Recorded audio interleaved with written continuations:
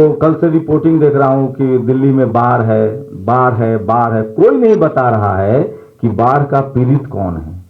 इस देश में तूफान हो, बाढ़ हो, सूखा हो, अकाल हो, उस सब का एक समाज शास्त्र है।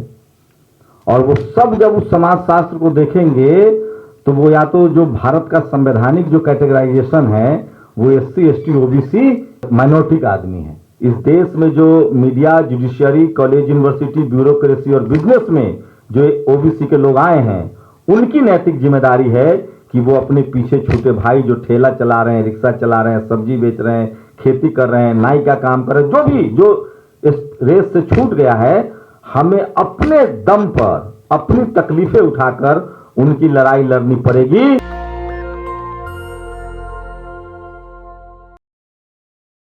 शुक्रिया। और ये समय मैंने मांगा भी है और मुझे अच्छा लगता है। मैं इस देश में पिछले 4-5 सालों से पत्रकारिता कर रहा हूँ। पत्रकार तो मैं 15 साल से था टीवी अखबार में, लेकिन सोशल जस्टिस को लेकर मैंने 5 साल से काम करना शुरू किया है। तो मुझे ऐसा मेरा भ्रम था कि इस देश में शेड्यूल कास्ट के लोग सबसे ज़्यादा सोशल लड़ाई लड़ रहे हैं, लेकिन अब लगता है कि नहीं, ओबीसी के लोग भी लड़ाई लड़ रहे हैं।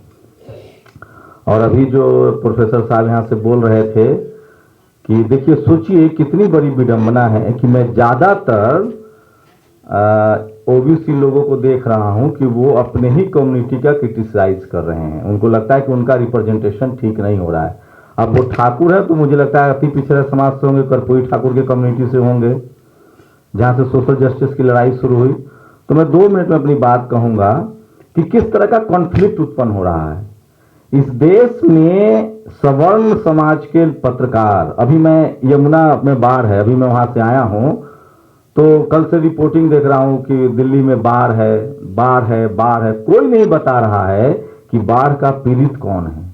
इस देश में तूफान हो, बाढ़ हो, सूखा हो, अकाल हो, उस सब का एक समाज शास्त्र है।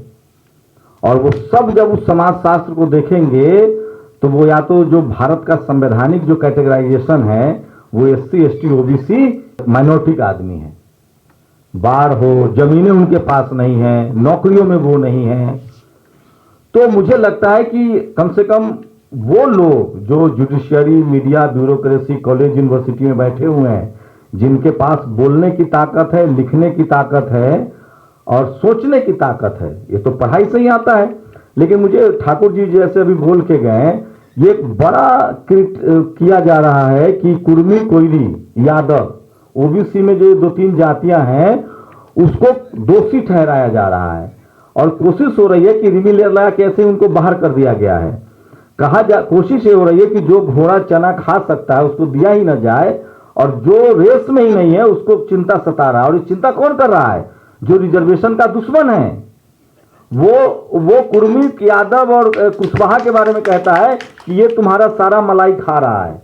उनसे ये लोग पूछे कि अच्छा चलो, वो तो हमारा खा रहा है, तुम में से 10 कट्ठा में से 2 कट्ठा दे दो, तुम एक पीढ़ी नौकरी छोड़ दो।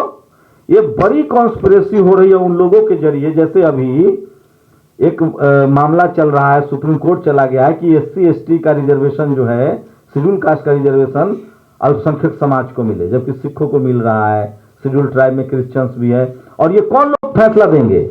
जो चाहते हैं कि मुसलमान और दलित को लड़ा दिया जाए, जबकि ओबीसी मुसलमान ऑलरेडी 90% है, लेकिन मुस्लिम समाज कहां ओबीसी की रिजर्वेशन की लड़ाई में शामिल हो रहा है।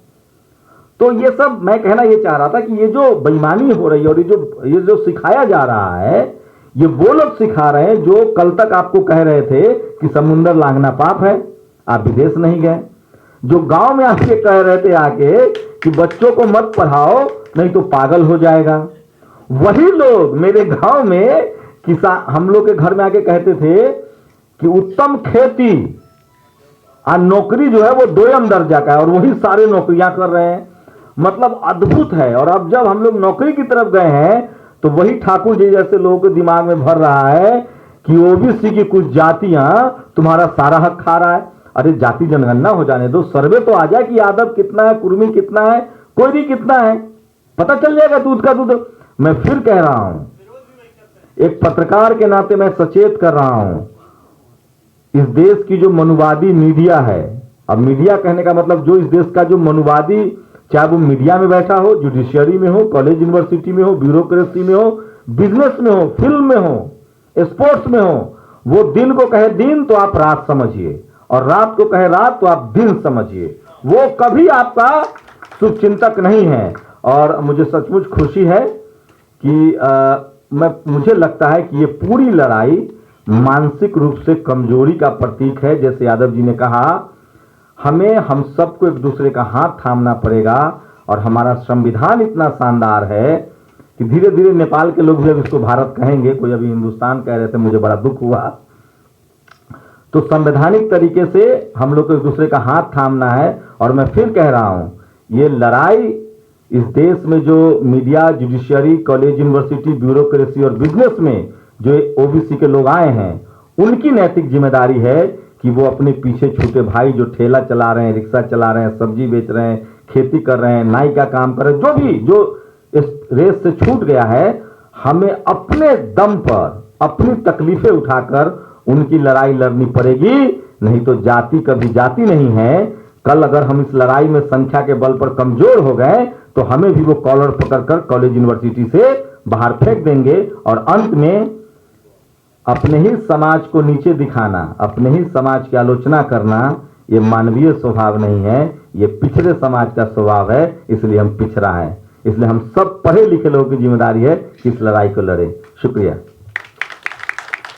नेशनल दस्तक की आपसे गुजारिश है कि अगर इसको बचाना चाहते हैं तो नेशनल दस्तक को सब्सक्राइब करने के लिए रेड कलर के सब्सक्राइब बटन को दबाएं, फिर बेल आइकन की घंटी दबाएं।